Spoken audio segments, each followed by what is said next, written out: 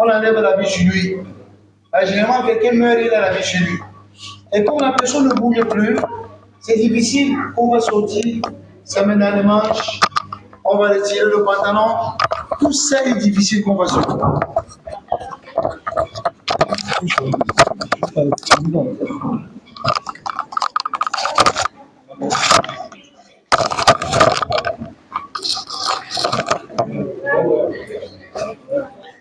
Comme je disais, c'est difficile pour enlever l'habit sur lui. Quel est le système pour enlever l'habit sur lui? C'est l'un de deux choses. S'il est mort et que son corps bouge encore, et les gens qui sont morts, ils sont déjà secs, on ne peut plus le bouger. Si son corps bouge encore, on peut faire tout le mouvement pour retirer l'habit sur lui. Mais si son corps ne bouge plus, on ne force pas son corps pour retirer l'habit sur lui, on prend le ciseau. Ça veut dire, cet habit-là, on va se débarrasser de ça, on ne va plus utiliser ça. C'est bon? On prend le ciseau, on va couper comme ça. On coupe comme ça, et on coupe comme ça. Si on a coupé les deux manches ici, on enlève comme ça l'habit. Ça veut dire l'habit là va sortir. On ne va pas bouger. Juste on coupe ici, de son cou, on sort là. On coupe comme ça, avec du ciseau, on ouvre là. L'habit là, on réunit les deux. L'habit là, ah non, moi je ne veux pas les bavardages, je ne suis pas en train de m'amuser. Ah moi je ne veux pas, je parle de quelque chose de sérieux, puis les gens sont en train de jouer. C'est quoi on est en train de faire là, c'est ce qui va se passer sur nous tous. On réunit les deux là, on réunit, on tire comme ça, l'habit là va sortir. Tout l'habit sort sur lui et on n'a pas touché le monde, on ne l'a pas dérangé, on n'a pas plié son corps, rien. Maintenant, quand on tire l'habit, il a sa nudité. Sur sa nudité, je vais protéger toujours sa nudité parce que je dois le laver et je ne vois pas son nombril, je ne vois pas son genou. Je prends l'habit comme ça, je mets là. Je vais mettre l'habit comme ça. Je me rassure que c'est son nombril ici. Et ça, c'est son genou. Ça veut dire, cette partie, je ne peux pas voir ça avec les yeux. Sa nudité doit être cachée jusqu'à la fin. Mais il faut que j'enlève le pantalon sur lui, même chose. Je viens sur ce côté, je mets le ciseau là. Je vais fendre le pantalon comme ça, jusqu'au rang. Je viens sur ce côté, je fends aussi le pantalon comme ça, jusqu'au rang. J'arrête là, je tire. Ça sort aussi, je ne l'ai pas dérangé, je ne l'ai pas blessé, je ne l'ai pas touché, rien. J'ai enlevé le saillon, j'ai enlevé le pantalon. Maintenant, il n'a plus l'habit sur lui. Hein? S'il y a la culotte, même chose, même phénomène. La culotte, moi, je vais toujours fendre comme ça. Les deux côtés, je fends là, et je retire. Tout ça, je ne vois pas sa nudité. Le point de ne pas voir sa nudité retire, ça très bien. On ne doit pas voir sa nudité jusqu'à l'avant. Okay. Maintenant, je reviens. Pour le laver, il faut sur un endroit où sa tête est en haut et le pied est en bas. Maintenant, je me rassure s'il n'a pas les excréments dans lui. Je dois me rassurer dans ça. Je soulève un peu sa tête, Je soulève un peu sa tête comme ça, j'appuie son ventre, doucement, pour que s'il a des excréments, ça va sortir. J'appuie son ventre. Doucement, j'appuie, jusqu'à ce que je me rassure quelque chose est sorti ou pas, et puis je vais le recoucher comme ça. Si quelque chose est ressorti, c'est comme ça que je soulève l'habit. J'envoie ma main gauche. La main droite doit pas aller là-bas. Et il doit avoir quelqu'un qui me verse de l'eau. 2 personnes suffisantes pour ce travail. Une personne qui me verse de l'eau, je nettoie. Je commence à nettoyer d'abord son devant et je nettoie aussi son derrière. Si quelque chose sortit, on nettoie tout. On rend l'endroit aussi propre. Tout ça, je ne vois pas son devant. Ma main est comme ça. Ça peut être une serviette ou un tissu que j'ai mis comme ça dessus. Je nettoie tout avec ma main et il est préférable que je porte le gant. Le gant en place, je porte le gant. Maintenant, j'ai nettoyé l'excrément, tout ça, c'est sorti. J'ai nettoyé tout. Ça y est. Maintenant, il faut le laver. Je commence par en coupant de son nombril jusqu'à son genou. Je soulève l'habit toujours légèrement. Il y a quelqu'un qui est en train de me verser de l'eau. Je nettoie son nombril. Je nettoie son sexe, tout. Je nettoie toutes ces parties ici, le devant. Quand je fais, je le tourne encore. Je tourne comme si je tourne comme ça. Au fait que le tourne, je tire comme ça l'habit. Il y a quelqu'un qui est en train de le tourner. Dès qu'il le tourne, je tire l'habit toujours, de peur que sa nudité sorte. Parce que sa nudité ne doit pas sortir. Je tourne l'habit et il me verse de l'eau, je nettoie ce côté, tout, jusqu'au genou. Et la tourne encore, même chose. Je tire encore comme ça. Je suis en train de nettoyer ce côté, encore jusqu'au genou. Je le remets encore. Le mets toi. Ça y est. J'arrange encore bien mon habit. C'est parti toujours couvert. Là, je lui ai déjà fait l'ablution Mourad Lazare. Il a fait ce qu'on appelle l'ablution Mourad Lazare. Maintenant, je dois sur le dos avec moi. Ça, la doit être prêt. On peut t'aider là où c'est meilleur. Ah oui, ça dépend de la cité où vous êtes, de la température où vous êtes. Il fait chaud là-bas ou il fait frais. Al-Mouhim, on utilise l'eau qui ne doit pas nuire au mort.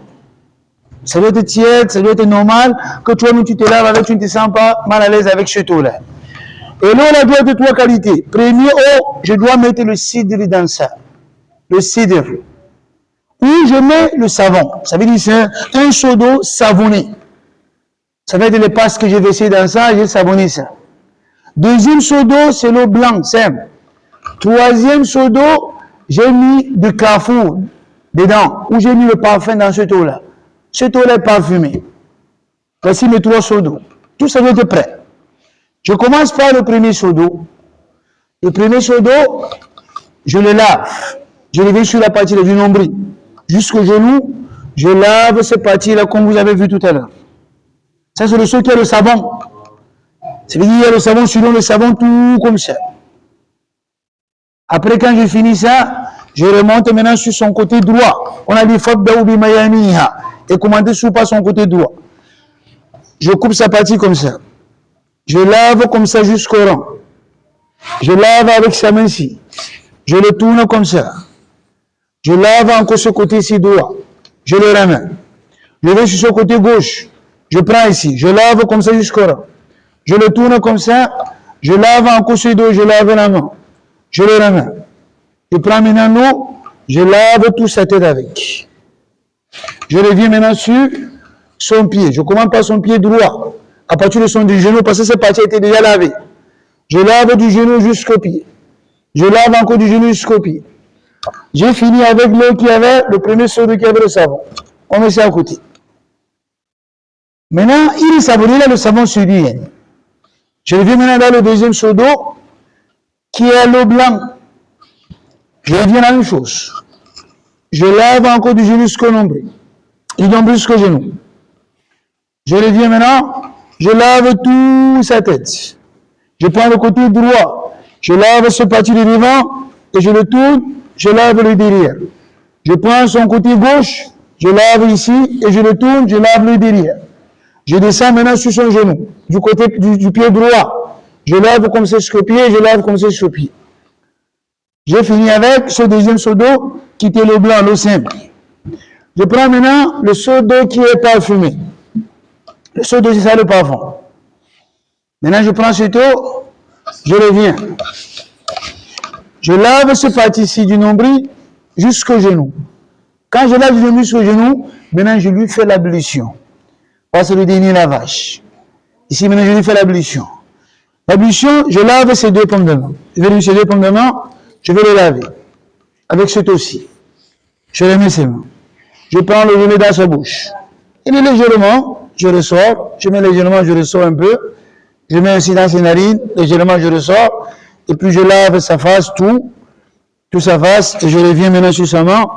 Je lave ici, jusqu'à toute la main. 3 fois toujours. Je reviens là, je lave là 3 fois. Toujours. Je reviens maintenant, je suis sa tête. Et je reviens, je nettoie les oreilles. Une fois. Et je reviens maintenant pour le dernier lavage.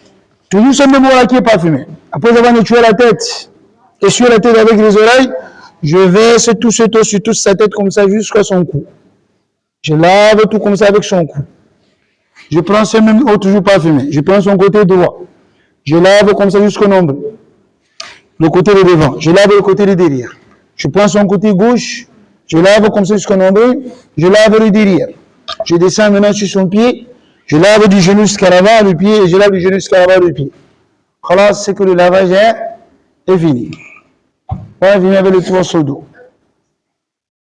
C'est bon le lavage. C'est comme ça on va laver la femme, c'est comme ça on va laver l'homme, c'est comme ça on va laver l'enfant, c'est comme ça on va laver une grande personne. Toute personne le lave est ainsi. C'est bon? Maintenant, on a fini de le laver. Il faut maintenant son corps, vous voyez sa nudité est toujours couverte. On ne voit pas sa nudité. Nous pouvons être les deux, c'est suffisant. On ne voit pas sa nudité. Maintenant, il faut qu'on l'emballe dans le linceul. Entre-temps, j'ai déjà arrangé l'endroit où on va lui mettre dans le linceul. Et le linceul, maintenant, je lui mesure. Pour prendre le linceul, moi, je prends mon mètre ou une côte. Il y avait le mètre là-bas. Je peux prendre le mètre. Je me rassure. Par exemple, si je prends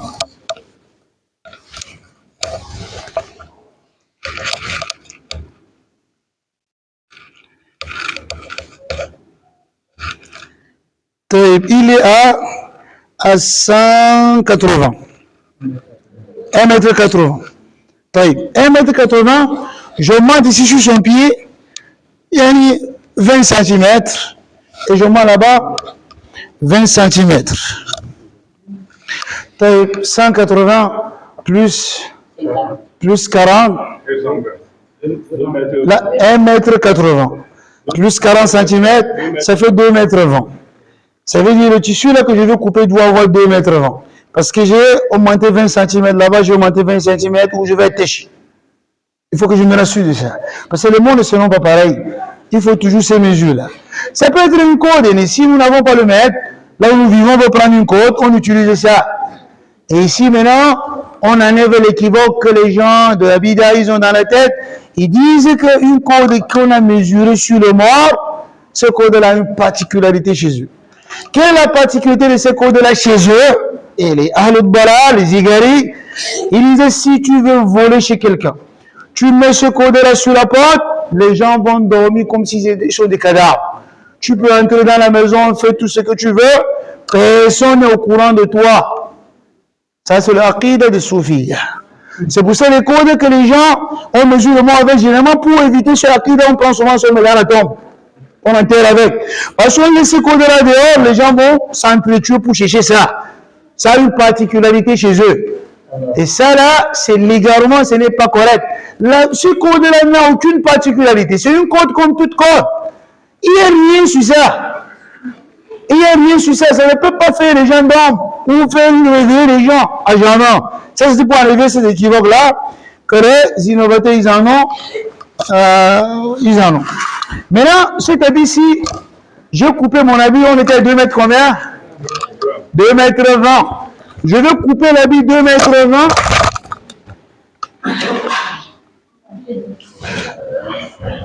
Pour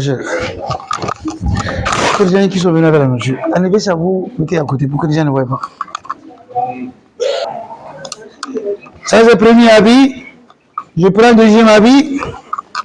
Celui qui est là, moi, je vais lui mettre dehors. Moi, je ne suis pas en train de m'amuser avec les gens. Tu dis quoi? Peut-être tu ne pries même pas. Tu dis quoi? Qu'est-ce qui te fait rire? Je ne sais pas si tu connais même celui qui t'a créé à ça. Je mets deuxième habit. Même chose, même mesure. Change pas.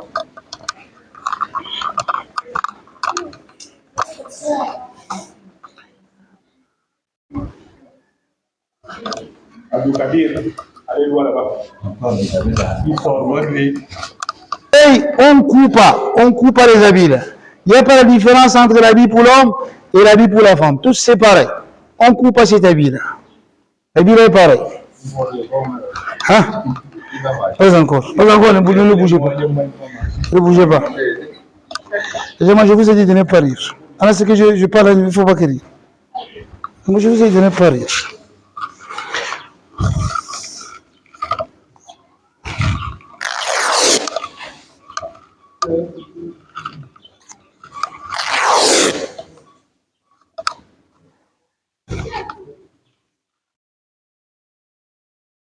J'aurais besoin de ces codes.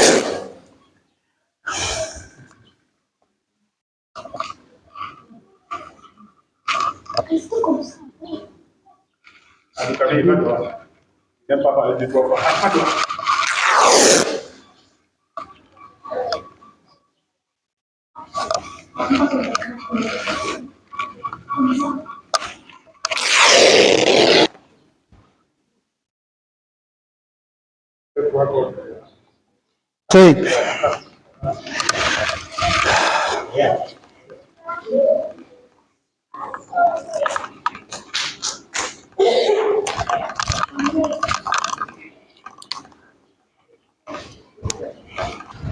sur les pieds avec. Tout ça, j'ai arrangé ça, parce que ce n'est pas en mettant le corps que je vais réfléchir à arranger ce moment-là. Et ça, c'est une corde qui doit être au milieu. On doit glisser un peu comme ça devant là. Porte tout le tour. Tu viens avec ça, avec le bout là. Un autre. Pour que je passe ce corde sur le milieu. Viens avec ça comme ça. Ouais. Voilà. Une test. C'est bon. Ramenez ça.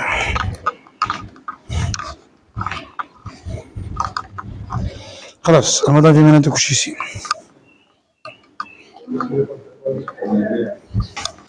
il y a toujours sa nuitée est toujours couverte comme je vous ai dit au départ. On commence par son côté droit là, le premier lit. Il faut une personne avec moi. Une personne se place là-bas, une personne seulement.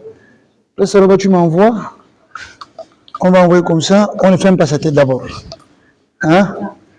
Peur que ça va chauffer. Tu m'envoies comme ça ce côté. C'est le premier côté que tu m'as envoyé. Reste là-bas si, quand dit avant que tu fais. J'ai pris un côté d'habit. Je vais couvrir une partie de son corps. Maintenant, il faut que je retire ça. Là, je vais retirer ça maintenant. Halas. Je prends maintenant ce côté. Un côté ici. Je l'emballe avec. Si c'est le vrai, comment on va fermer la tête? Si c'est le vrai, moi je suis en train de fermer la tête. Si c'est vrai, je suis en train de fermer la tête, je suis en train de fermer la tête. Oui. Je laisse ça juste pour qu'il respire après. Je vais le faire. Je viens encore, il m'envoie ce côté. Il emballe aussi. La même chose de ce côté. Je prends aussi une deuxième. Allahu Akbar. C'est comme ça que tu seras demain, aujourd'hui, dans quelques instants, que tu montes, tu descends, où tu veux, tu ne veux pas, où tu es riche, où tu es pauvre, c'est comme ça que tu seras. Où tu es orgueilleux, tu n'es pas orgueilleux. Où tu es ceci, où tu seras comme ça. Fais tout ce que tu peux faire sur la terre.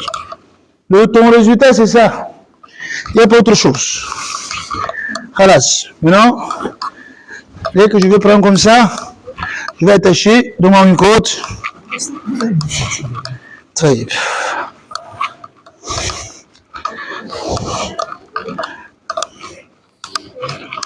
Je vais attacher ça sur le côté droit. Parce qu'on va le coucher à la tombe sur son côté droit comme ça. Ça veut dire le côté de la corde ici doit rester plutôt ici. Pour mieux détacher ça. On ne va pas lui laisser dans la tombe étant avec le corde attaché. J'attache comme ça. Et ce côté-ci, je mets là. Rafton, qui est là pour que les gens voient? Je mets comme ça. Parce qu'on va le poser dans la tombe comme ça, on va arrêter ça, on tire seulement comme ça se détache. On ne va pas le laisser dans la tombe avec les cordes attachées. Tous ces cordes, on va détacher ça. Ça aussi, je monte ça, je l'attache tout de ce côté. Pourquoi attacher de ce côté? Parce qu'il sera couché sur la tombe comme ça. Ça veut dire que ce côté, il sera dehors, quand on va le coucher sur la tombe. Maintenant, c'est ici que je vais détacher. J'attache comme ça, et je fais comme ça. Là, en nous couchant sur la tombe, j'enlève seulement le côté, je tire comme ça, ça se détache. Il est dedans.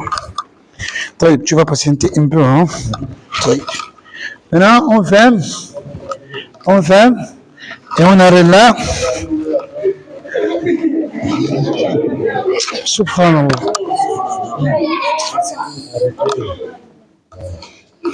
J'attache là ce côté-ci.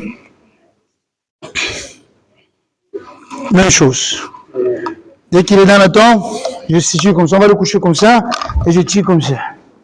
C'est comme ça qu'on va mourir, et c'est comme ça que nous serions.